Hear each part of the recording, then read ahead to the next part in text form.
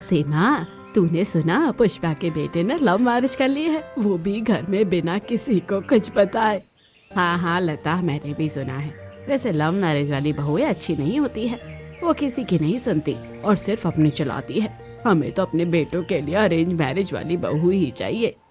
अरे सीमा, जमाना बड़ा खराब हो रहा है। मैं तो सोच रही हूँ कि जल्दी ही अपने बेटे की शादी कर दूं, कहीं ऐसा ना हो कि वो लव मैरिज कर ले। हाँ लता, मैं भी ऐसा ही करूँगी। बल्कि हम दोनों अपने बेटों की शादी साथ में करेंगे और गृह प्रवेश भी साथ में ही करवाएंगे। अरे क्यों नहीं सीमा, हम दोनों बचपन की सहेलियां हैं। बचपन में एक गांव में ही रहे, एक ही स्कूल में पढ़े, हमारी शादी भी एक साथ ही हुई। और तो और हमने घर भी एक दूसरे के अगल बगल में बनाया है, तो अपने बेटों की शादी भी एक साथ ही करेंगे। बातें करते हुए दोनों सहेलियां अपने अपने घर पहुंच जाती हैं। साइना लता को देखते ही कहती है, आ गई माँ आप? कितनी देर से गई थी सब्जियां लेने, कब से आपका इंतजार कर रही थी। घर में बनाने के लिए एक सब्जी भी नहीं है। अरे साइना बेटा, तू जानती तो है, एक बार लता को उसकी बचपन की दोस्त सीमा मिल गई तो फिर वो किसी को याद नहीं रखती। अरे आपको हम दोनों सहेलियों की दोस्ती के ताने मारने के अलावा और कोई काम भी है या नहीं? अरे माँ, आप भी पिताजी की बातों को दिल पर ले लेती हो। आओ बैठो, चाय पियेंगे। साइना, तू जल्दी से चाय बनाकर जरा हमें पिला दे। भैया, चाय के साथ आपको गर्मा गर्म पालक के पकोड़े भी खिलाती हूँ। साइना चाय बनाने रसोई में जाती है। थोड़ी देर बाद साइना गर्मा गर्म पालक के पकौड़े और चाय लेकर वहां आ जाती है। तभी रवि भी वहां आ जाता है और कहता है, अरे लगता है घर में पालक के पकौड़े बने हैं। चलो, मैं भी अच्छे समय पर घर आ गया। हाँ भैया बैठो, ये लो पालक के गर्मा गर्म पकोड़े खाओ। अरे सनाया, जरा सीमा आंटी को फोन तो लगा, उसे पालक के पकोड़े बहुत पसंद है। उसके बिना तो पालक के पकोड़े खाने का मजा ही नहीं है। अब साइना सीमा को फोन लगा देती है और सीमा भी पालक के पकौड़े खाने के लिए लता के घर आ जाती है। सभी बैठकर पालक के पकौड़े खाते हैं। तभी लता के फोन पर उसकी नंद का कॉल आता है। लता अपनी नंद से बात करती है और फिर फोन रखने के बाद वो सभी को बताती है, दीदी, उमेश के लिए एक बहुत अच्छा रिश्ता बता रही थी। लड़की पढ़ी लिखी, बहुत सुंदर और संस्कारी है। मैं तो कहती हूँ कल ही हम जाकर उसे दिखाते हैं। अगर लड़की अच्छी लगी तो रिश्ता पक्का कर देंगे और फिर चट मंगनी पट ब्याह करेंगे। हाँ भाई, ये तो बड़ी अच्छी बात है। और वैसे दीदी ने देखी है तो लड़की अच्छी ही होगी। अगले दिन लता अपने परिवार और सीमा के साथ लड़की देखने के लिए मोहिनी के घर जाती है। मोहिनी एक सुंदर और सिंपल सा सूट पहनकर चाय लेकर आती है। सभी को मोहिनी बहुत पसंद आती है। मोहिनी के पीछे उसकी बहन निशा भी थी। लता निशा को देखकर सीमा के कान में धीरे से कहती है, देख सीमा, मोहिनी के साथ उसकी बहन भी बड़ी प्यारी है। तू अपने बेटे का रिश्ता इसी से तय करवा दे। हाँ, मुझे भी निशा बहुत पसंद है। मैं आज ही घर जाकर बात करूंगी। उसके बाद महेश कहता है, भाई हमें तो आपकी बेटी बहुत पसंद है, हमारी तरफ से ये रिश्ता पक्का समझिए।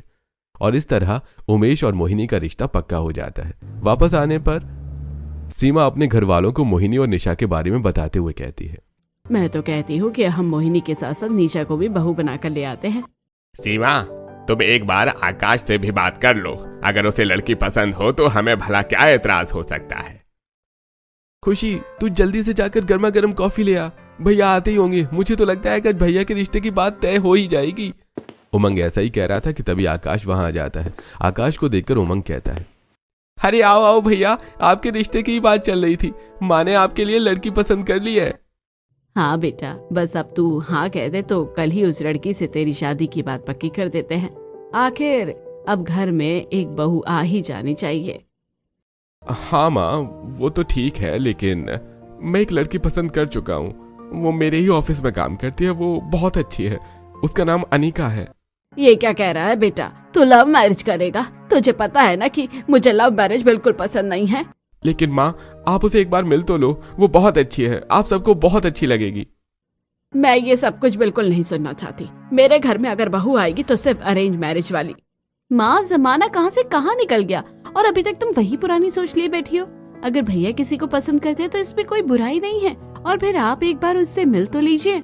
तू चुप कर, लव मैरिज वाली बहू कभी मेरे घर नहीं आ सकती है और तू भी ये बात समझ ले। ऐसा कहकर सीमा गुस्से में अंदर चली जाती है। अगले दिन सीमा लता के घर जाती है और उससे सारी बात बताती है। ये सुनकर लता कहती है, अच्छा ही किया बहन तुमने। कुछ ही दिनों में उसके लव मैरिज का भूत उतर जाएगा।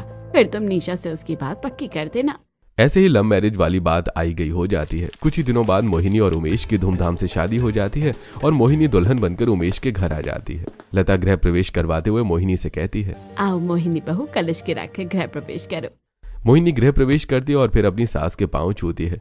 तब लता सीमा की तरफ इशारा करते हुए कहती है, बहू ये भी तुम्हारी सास के समान है, इनकी भी पाँव छुओ। मोहिनी सीमा के पास आती है। सीमा उसे आशीर्वाद देती है। तभी अचानक सीमा के फोन पर खुशी का फोन आता है और खुशी घबरा कर कहती है, माँ जल्दी घर आओ, भैया लव मैरिज करके आ गए हैं। यह सुनकर जैसे सीमा के होश उड़ जाते हैं। सीमा लता के कान में सारी बातें बताती है और वो दोनों दौड़ते हुए सीमा के घर आते हैं। वो दरवाजे पर पहुंचकर देखती हैं कि आकाश शादी करके आ गया है। यह देखकर सीमा गुस्से से कहती है, तुझे कहा था ना कि मेरे घर लव मैरिज वाली बहू नहीं आएगी, उसके बाद भी तू शादी करके आ गया। अब निकल जा अपनी बीवी को यहाँ से लेकर, मेरे घर में तुम दोनों के लिए कोई जगह नहीं है। अरे भाग्यवान, क्यों तमाशा लगा रही हो? मोहल्ले वाले देखेंगे तो क्या कहेंगे? अब बेटे ने शादी कर ही ली है तो उसे अंदर आने दो।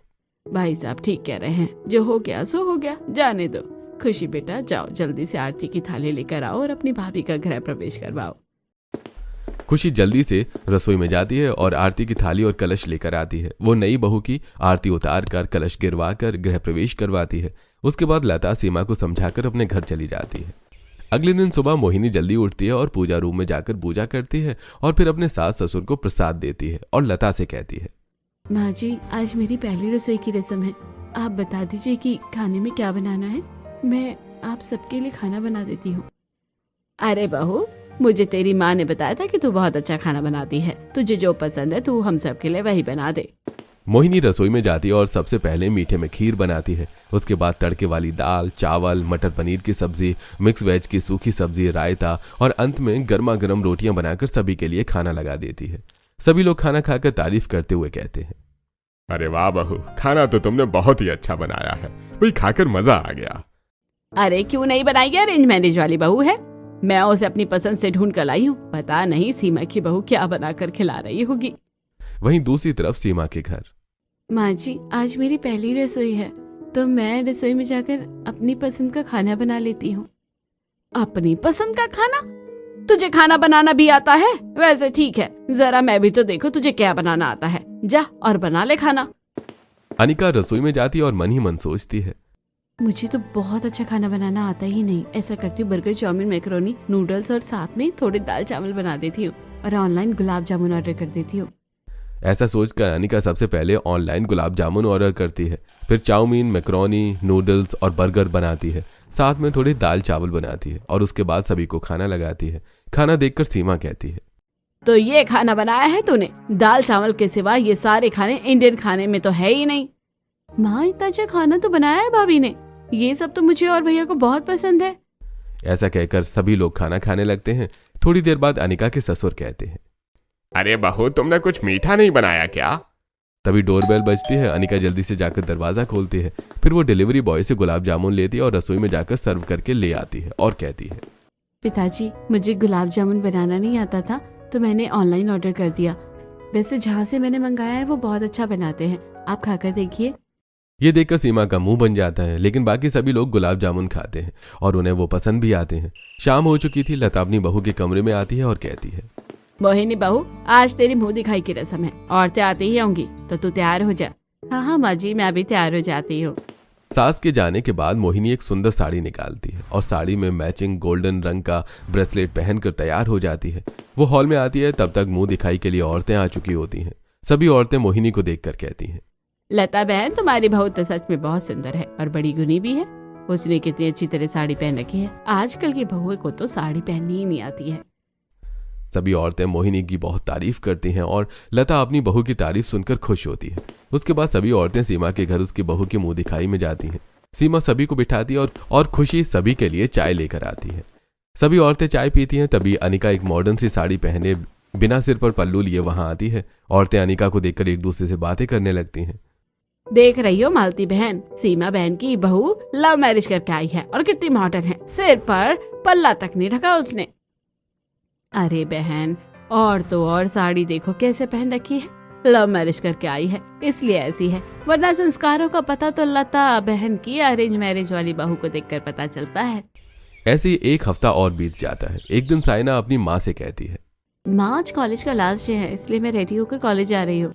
ठीक है बेटा जा।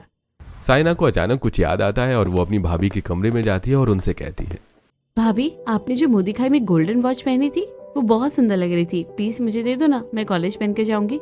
ये घड़ी तो मैंने कितनी पसंद से खरीदी थी और बस 1-2 बार ही पहनी है, लेकिन ननद पहली बार मांग रही है तो देना पड़ेगा। अब वैसे तो ये घड़ी मैंने सिर्फ 1-2 बार ही पहनी है, लेकिन तुम्हें पसंद है तो तुम ले लो। ऐसा कहकर मोहिनी साइना को अपनी वॉच दे देती है। दूसरी तरफ खुशी अपने भाभी के कमरे में जाती है और कहती है, भाभी आज मेरे कॉलेज का लास्ट डे है तो मैं कॉलेज जा रही हूँ। दरअसल मुझे आपसे ये कहना है कि आपका गोल्डन ब्रेसलेट मुझे बहुत पसंद है, प्लीज वो मुझे पहनने के लिए दे दो ना। हाँ हाँ खुशी, तुम पहनो या मैं पहनूं, बात एक ही है। अगर तुम्हें इतना पसंद आया है तो तुम इसे रख लो। ऐसा कहकर अनिका अपना गोल्डन ब्रेसलेट खुशी को दे देती है। खुशी उसे पहनकर बहुत खुश होती है और कॉलेज के लिए निकल जाती है। कॉलेज में साइना और खुशी मिलती है और अपनी अपनी भाभियों की तारीफ करते हुए कहती है, मेरी भाभी सचमुच बहुत अच्छी है, माँ जितनी तारीफ करती थी उससे भी ज्यादा अच्छी है। देखो आज उन्होंने मेरे एक बार कहने पर अपनी घड़ी मुझे दे दी। पता है सनाया, मेरी भाभी भी लव मैरिज करके जरूर आई है, लेकिन बिल्कुल अरेंज मैरिज वाली जैसी है। देखो मैंने भी उनका गोल्डन ब्रेसलेट मांगा और उन्होंने मुझे दे दिया। इसका मतलब है कि हम दोनों की भाभी बहुत अच्छी है। तभी दोनों के बॉयफ्रेंड वहां आ जाते हैं। विवेक कहता है, अरे तुम दोनों पढ़ाशुना की बातें खत्म होंगी या नहीं है? प्रोग्राम शुरू हो गया है, जल्दी जल्दी करो। वैसे भी अब आज कॉलेज का लास्ट डे है। हाँ चले चलते हैं। ऐसे ही मौज मस्ती के साथ कॉलेज का लास्ट डे भी खत्म हो जाता है और दोनों अपने अपने घर लौट आते हैं। धीरे धीरे कुछ दिन और बीत जाते हैं। एक दिन लता मोहिनी से कहती है, मोहिनी बहू, तेरे ससुर के कुछ दोस्त आए हुए हैं, तू जरा उनके लिए चाय नाश्ता बना दे। माँ जी अभी अभी मैं ढेरों कपड़े धोकर छत पर फैला कर आई हूँ, मैं बहुत थक गई हूँ। आप प्लीज साइना से कह दीजिए ना, वो नाश्ता बना देगी। ठीक है बहू, अगर तू थक गई है तो कोई बात नहीं, मैं साइना से कह देती हूँ। लता साइना के कमरे में जाकर उसे नाश्ता बनाने के लिए कहती है। साइना रसोई में जाकर आलू के पकौड़े और चाय बनाती है। पहले वो हॉल में जाकर सबको चाय नाश्ता देती है, फिर एक प्लेट पकौड़े लेकर मोहिनी के कमरे में आती है और कहती है, ये लीजिए भाभी, मैं आपके लिए चाय और पकौड़े लेकर आई हूँ। ये देखकर मोहिनी खुश हो जाती है। दोनों साथ बैठकर चाय पकौड़े खाने लगते हैं। मोहिनी साइना को अपने फोन की गैलरी दिखा रही होती है। तभी एक सूट साइना को बहुत पसंद आता है और वो कहती है, भाभी आपका ये सूट कितना सुंदर है, प्लीज मुझे दे दो ना।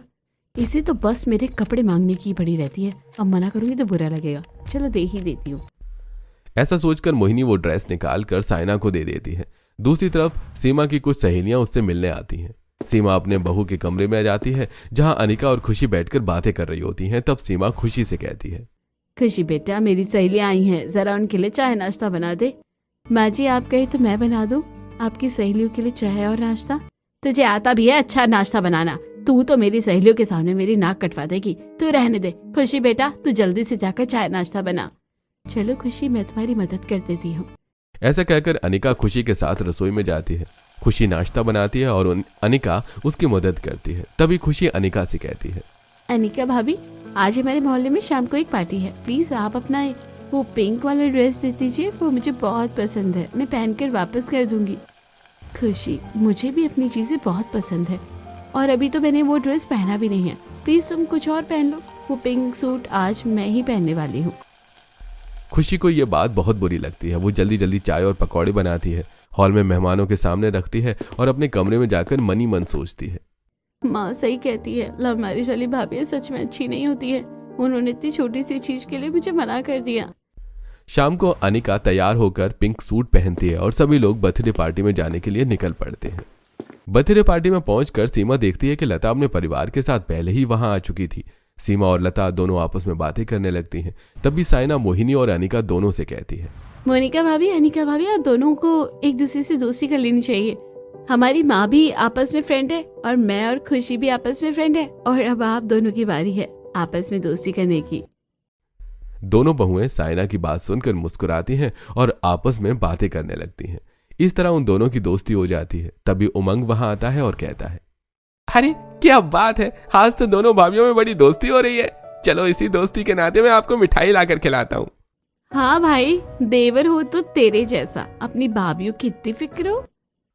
अरे भाभी, अब आपने इतनी तारीफ कर दी है तो अब मुझे ज्यादा मिठाई लानी पड़ेगी। अब उमंग पार्टी में जाता है और वहां से कुछ मीठा लाकर सभी लोगों को देता है। सभी मीठा खाने लगते हैं। उसके बाद सभी साथ मिलकर खाना खाते हैं और अपने घर लौट आते हैं। अगले दिन रवि मोहिनी के पास आता है और कहता है, क्या मोहिनी भाभी, आप हर वक्त काम में लगी रहती हो, चलो ना मैं आपको आज पानी पूरी खिला कर लाता हूँ।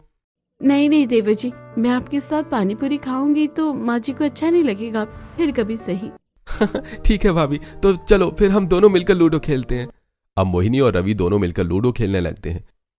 ऐसे ही करीब एक हफ्ता बीत जाता है। एक दिन विवेक साइना को कॉल करता है और कहता है, साइना, जब से कॉलेज बंद हुआ है तब से तो हमारा मिलना जुलना ही बंद हो गया है। कुछ भी करो यार, अब हमें शादी कर लेनी चाहिए।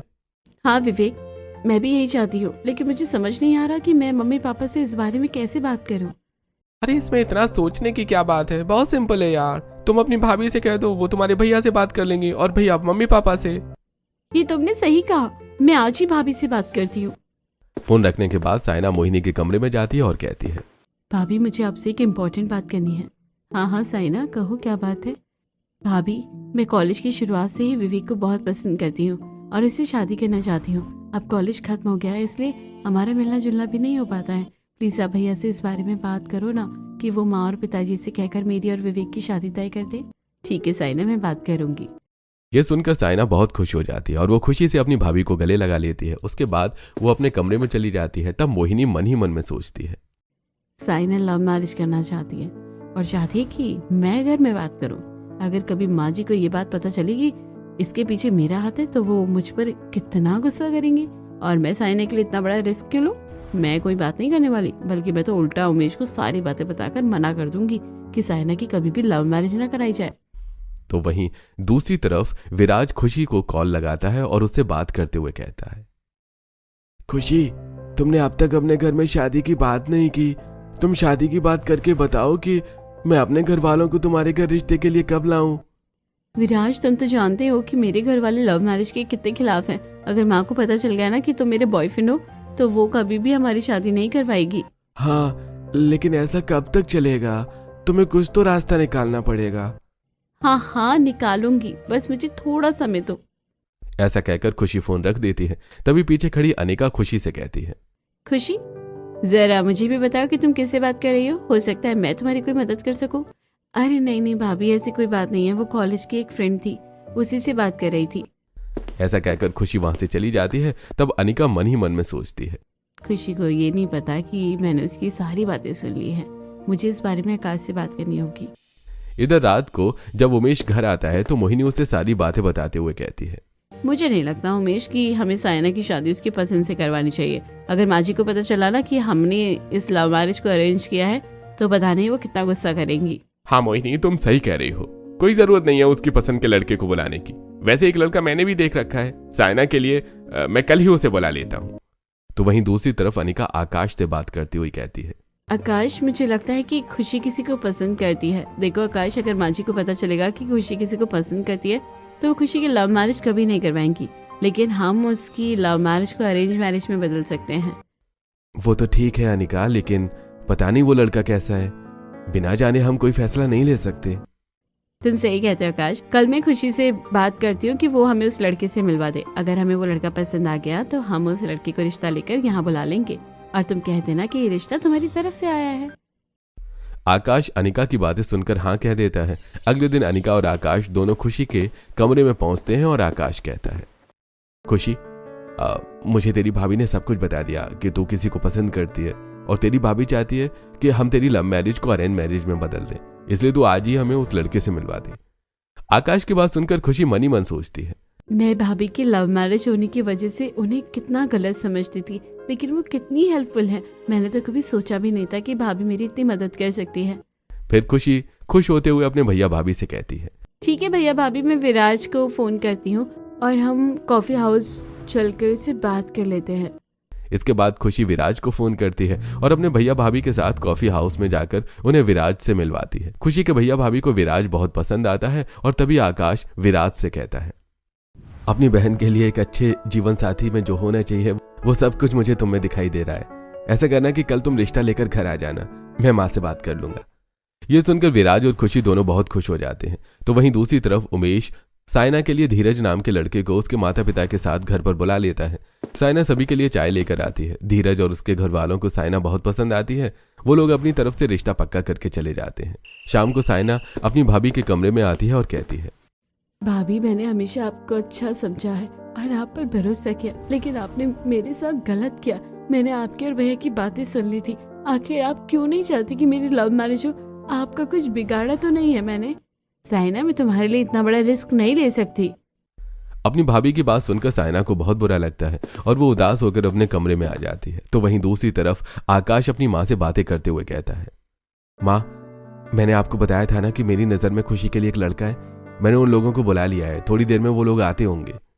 हाँ बेटा, ये तो बहुत अच्छी बात है। अगर लड़का अच्छा रहा तो हम आज ही खुशी की शादी पक्की कर देंगे। थोड़ी देर बाद विराज अपने घर वालों के साथ रिश्ता लेकर खुशी के घर आ जाता है। विराज और उसके घर वाले सीमा को बहुत पसंद आते हैं और इस तरह खुशी और विराज का रिश्ता पक्का हो जाता है। उन्हें जाने के बाद खुशी साइना को फोन करती है और खुश होते हुए सारी बातें बताती है और कहती है, पता है साइना, मुझे ऐसा लगता था कि मेरी भाभी लव मैरिज करके आई है इसलिए वो अच्छी नहीं हो सकती, लेकिन आज उन्होंने मेरे लिए जो किया है उससे मुझे विश्वास हो गया कि मेरी भाभी दुनिया की सबसे अच्छी भाभी है। ऐसा कहकर खुशी साइना को सारी बातें बता देती है। ये सुनकर साइना खुशी से बातें करते हुए कहती है, मैं ये बात समझ गई हूँ खुशी कि लव मैरिज या अरेंज मैरिज करने से कोई अच्छा या बुरा नहीं होता। बुरा इंसान अपनी सोच से होता है। आज मेरी भाभी ने मुझे बहुत निराश किया। मुझे खुद नहीं पता था कि आगे क्या होगा। शायद मेरा और विवेक का रिश्ता यहीं तक था। ऐसा कहते कहते साइना रोते हुए फोन रख देती है। तब खुशी अनिका के पास जाती है और सारी बातें बताकर कहती है, भाभी, हमें साइना के लिए कुछ न कुछ तो करना ही होगा। तुम चिंता मत करो खुशी, हम कोई ना कोई तरीका निकाल लेंगे। अगले दिन अनिका अपनी सास से कहती है, माँ जी, मुझे पार्लर जाना है, आज मेरा अपॉइंटमेंट है, तो मैं शाम तक आ जाऊंगी। ठीक है बहू, चली जा, लेकिन जब तक आप नहीं कहेंगे तब तक लता आंटी उसे परमिशन नहीं देगी। प्लीज आप अपनी सहेली से कहिए ना कि वो मोहिनी को भी मेरे साथ पार्लर भेज दे। अनिका की बात सुनकर सीमा मन ही मन सोचती है, कहने को तो मेरी बहू लव मैरिज करके आई है, लेकिन मुझसे बिना पूछे कहीं नहीं जाती, और पिछले कुछ दिनों में उसका व्यवहार बिल्कुल अरेंज मैरिज वाली बहू जैसा है। ऐसा करती हूँ, मैं लता को फोन करके बोल देती हूँ कि वो मोहिनी को अनिका बहू के साथ भेज दे। यही सोचकर सीमा लता को फोन करके मोहिनी को अनिका के साथ पार्लर भेजने के लिए कह देती है। अब अनिका अपनी स्कूटी से मोहिनी को लेकर पार्लर की तरफ निकल पड़ती है और रास्ते में स्कूटी चलाते समय मोहिनी अनिका से कहती है, thank you so much Anika, तुमने माँ जी से मुझे पार्लर लाने की परमिशन ले ली। मुझे भी मॉडर्न दिखने का, मॉडर्न कपड़े पहनने का और पार्लर जाने का बहुत शौक है। शायद तुम्हारे साथ रहकर मेरे ये शौक पूरे हो जाए। मोहिनी, जब तुम अपने बारे में ऐसा सोचती हो कि तुम्हारे शौक पूरे होने चाहिए, तो तुम्हें अपनी ननद के बारे में भी यही सोचना चाहिए था ना। तुम उसकी मदद कर देती और उसे उसका प्यार मिल जाता। तुमने उसके साथ अच्छा नहीं किया, और यही बताने के लिए मैं तुम्हें अपने साथ लेकर आई थी। अनिका की बात सुनकर मोहिनी को अपनी गलती का एहसास होता है। फिर मोहिनी अनिका के साथ पार्लर जाती है और वापस आकर अपनी सास से कहती है, माँ जी, मैंने साइना के लिए एक बहुत अच्छा रिश्ता देखा है। कल मैंने उसे घर बुला लिया है, आप लोग कल उससे मिल लीजिए। लता भी मोहिनी की बात पर हाँ कह देती है और यह सुनकर साइना सब कुछ समझ जाती है और वो बहुत खुश होती है। रात को मोहिनी साइना से कहती है, मुझे माफ कर दे साइना, मैंने तुम्हारे मन को समझने की कोशिश नहीं की। कल तुम विवेक को रिश्ता लेकर घर बुला लो। यह सुनकर साइना बहुत खुश हो जाती है। अगले दिन विवेक अपने घर वालों को लेकर साइना के घर आता है। साइना के घर वालों को विवेक बहुत पसंद आता है और इस तरह विवेक और साइना का रिश्ता पक्का हो जाता है। और जल्दी ही मोहिनी और अनिका मिलकर साइना और खुशी की शादी उनके बॉयफ्रेंड से अरेंज मैरिज की तरह करवा देती हैं। और इस तरह मोहिनी और अनिका दोनों ही अपना जीवन अपने घर वालों, परिवार वालों के साथ खुशी खुशी गुजारने लगती।